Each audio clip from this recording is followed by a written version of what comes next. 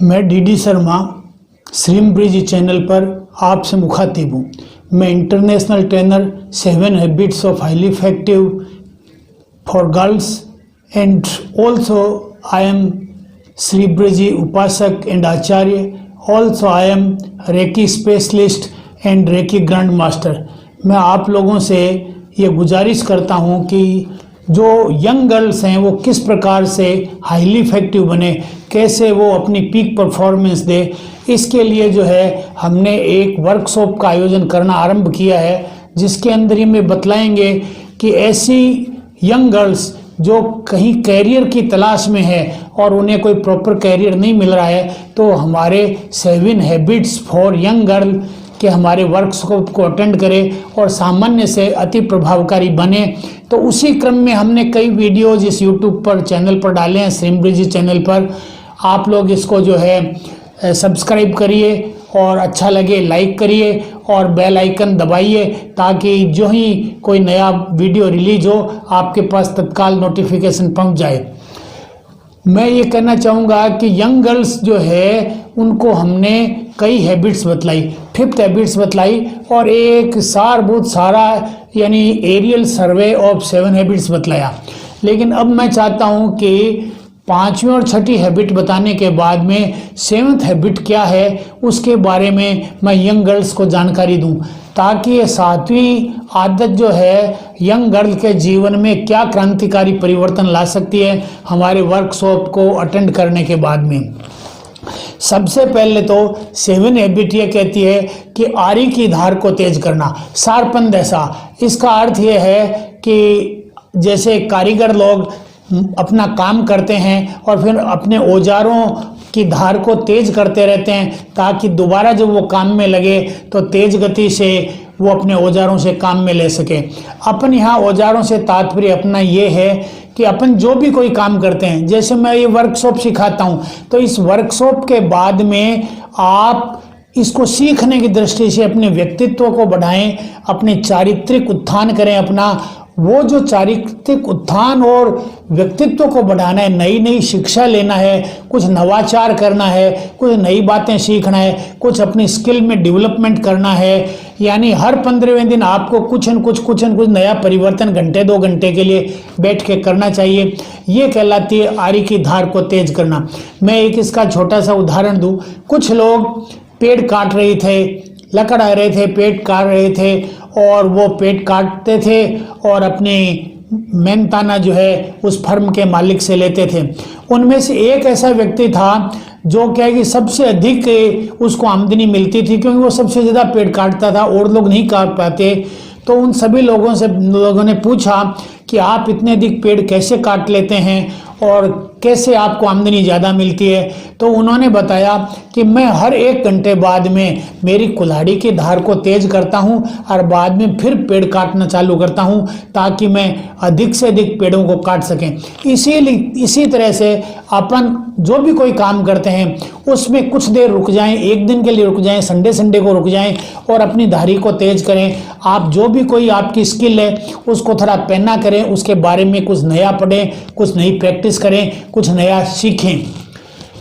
7 habits of highly effective for girls ये कहती है कि अगर इसकी 6 आदतें अपन ने कर ली तो 7वीं आदत ये कहती है कि शार्पन कैसे करें। तो स्टीफन आर कोवी 4 प्रकार के अपने शरीर बताते हैं। यानी अपना जो भौतिक शरीर दिख रहा है इसके 4 आयाम हैं।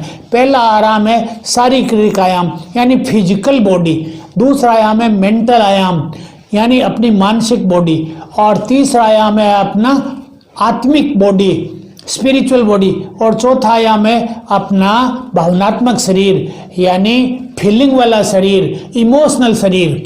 तो ये चारों शरीर जो है इनका अपने को प्रतिदिन 1 घंटे इन पर लगाना चाहिए, प्रोएक्टिवली लगाना चाहिए, चला करके लगाना चाहिए। क्योंकि जैसा कि मैंने पहले बताया ये Q2 की एक्सरसाइज है। जो Q2 की एक्सरसाइज वो होती है जो अत्यावश्यक नहीं है, तत्काल उसकी ज़रूरत नहीं है, लेकिन अगर करेंगे तो आपके जीवन में क्रांतिकारी परिवर्तन ला देगी, और नहीं करेंगे तो देर सवेर आपको नुकसान होगा। लेकिन तत्काल कोई नुकसान नहीं होना, इसलिए तत्काल नहीं करें, बाद में करना है तो ये आपकी जो है इंडिस्पेंसिबल एक्टिविटी कहलाती है, कि जो क्या इम्पोर्टेंट है लेकिन अर्जेंट नहीं है, अर्जेंट नहीं है इसलिए आप लोग करते नहीं हैं।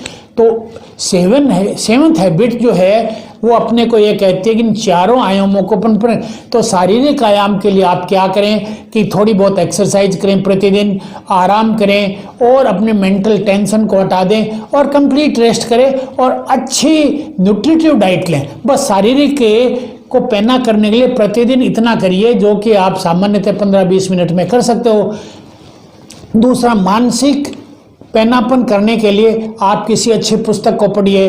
पहले ऐसा करिए, स्टार्ट कोई अच्छी पुस्तक लीजिए जो व्यक्तित्व को आपके को बढ़ाने वाली पुस्तक हो, उसे महीने में एक पुस्तक पढ़िए, फिर धीरे धीरे 15 दिन में एक ले आइए, फिर 7 दिन में एक ले आइए। इस तरह से आप जो है किसी पुस्तक को पढ़ेंगे तो आप में नए नए विचार आएंगे।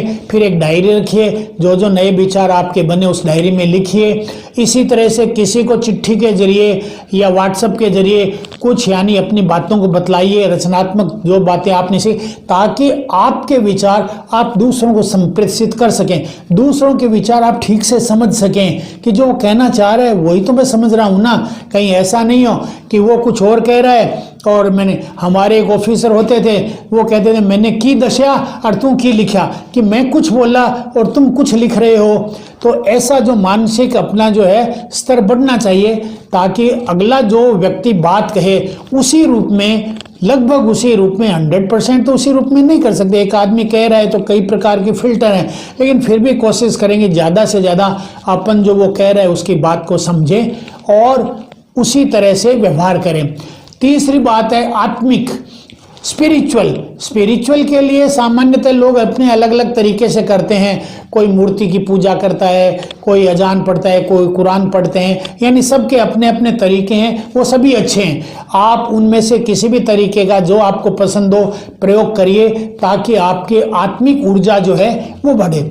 ये जो 3 मैंने बताए, शारीरिक, मानसिक और आत्मिक, ये आप अकेले बैठ करके थोड़ा समय दे करके 1 घंटा समय इस पर आप रोजाना दीजिए। लोग कहेंगे मेरे पास 1 घंटा समय नहीं है। मैं कहता हूं अगर आपको इसके लिए समय नहीं है तो फिर और सारे काम आपके बिगड़ जाएंगे, ठीक नहीं हो पाएंगे।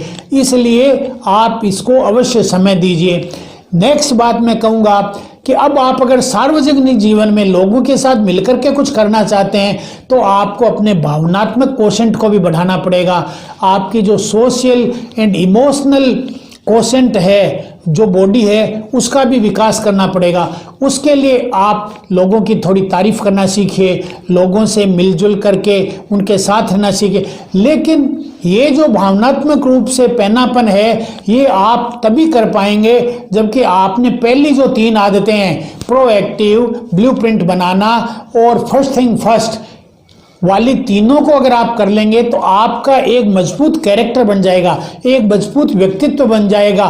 तो आप क्या है कि लोगों को ठीक से झेल पाएंगे और जो कोई बात कहेगा उस बात को आप संवेदनशीलता के साथ में सुनेंगे और अगर आपको नहीं पसंद आएगी तो प्रेम से आप उस बात को मना कर देंगे। आप में असर्टिवनेस आ जाएगी। तो मैं यंग गर्ल्स को कह रहा हूं कि ये 7वीं आदत में अगर आप अपने इन चारों बॉडीज का पैनापन कर लेंगे तो आप में विलक्षण व्यक्तित्व आ जाएगा और आप अगर किसी कैरियर को ढूंढ रही है तो उस कैरियर में लाभकारी होगा। नहीं, मेरे यहाँ आप जॉब कर सकती है अथवा सेल्फ एम्प्लॉयमेंट हमारे इस वर्कशॉप के बाद में आपको मिल सकता है। आप 50,000 से 1 लाख रुपए तक आराम से महीने के कमा सकती है।